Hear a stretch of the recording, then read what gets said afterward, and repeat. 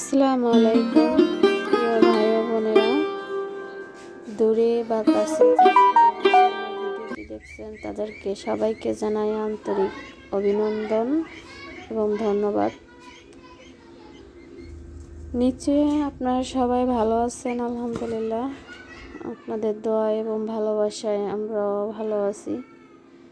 কিন্তু একটা দুঃখের কথা হচ্ছে যে আমার এই হাঁসটার সমস্যা হয়ে গেছে। হাঁসটা পানিতে গেছিল একটু আগে, বাচ্চাটা হঠাৎ করে পাটা ভেঙে গেছে। আমি বুঝতে পারতেছি না এতে কী করব।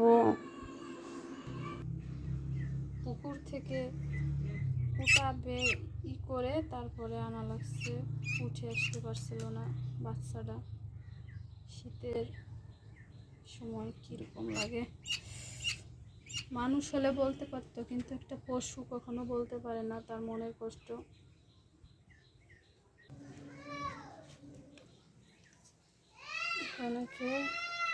আমি এই পাশে এই দেখো হাঁসে কি করছে, হাঁসের এই ঠ্যাং কি করছে, এদিকে আসো ধরো, তুই এই হাঁসের এটা একটু ধরো, ওই জায়গায় বসে একটু ধরো, আমি একটু ব্যান্ডেজ করে দিই। হাঁসের ঠ্যাং ভাঙ্গি ফেলাইছে, ধরো আমি ব্যান্ডেজ করে দিই। ধরো, শীত লাগছে, ধরো। ওরে এরকম ধরো, এরকম ধরো, এই যে এই হাঁসটার এই এত ধরো, পুরোটা। দুই ভাইতে মিলে গল্প করছে। এখন সন্ধ্যা 7টা বাজে আর বাচ্চারা বায়না ধরছে যেমন একটা নাস্তা বানাও। আর আমি কি করব, ঝটপট নাস্তা বানাতে আসলাম। আর আজকে নাস্তাতে আমি মুরগির পা দিয়ে, বেসন দিয়ে মুচমুচে মুরগির পাকোড়া বানাবো। আর সাথে রয়েছে ছোলা ভাজা, অর্থাৎ ছোলা ভুনা, এবং রয়েছে পেঁয়াজু ভাজা। আর এগুলো দিয়ে আমি এগুলো ভেজে নিয়েছি। আর ভেজে এখন বেসন দিয়ে চুবিয়ে এক একটা করে তেলে ছেড়ে দিয়ে ভেজে নেব।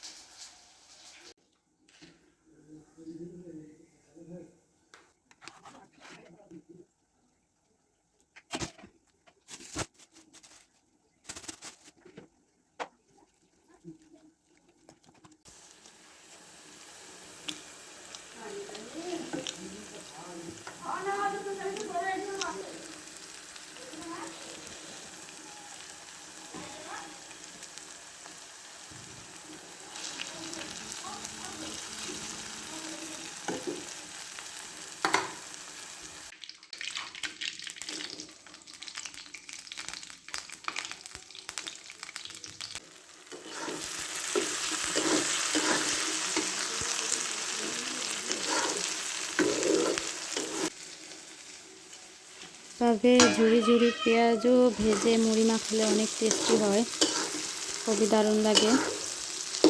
আপনারা এভাবে বানিয়ে খেয়ে দেখবেন, অনেক টেস্ট লাগে।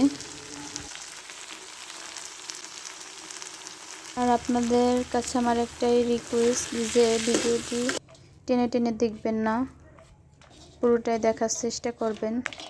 আর আপনাদের জন্যই অনেক কষ্ট করে এক একটা ভিডিও বানাই। আর ভালো লাগলে লাইক, শেয়ার, কমেন্ট এবং সাবস্ক্রাইব করবেন। আর আমরা একসাথে মুড়িগুলো খাচ্ছিলাম। আর আপনাদের দাওয়াত রইল, আসবেন মুড়ি খেতে।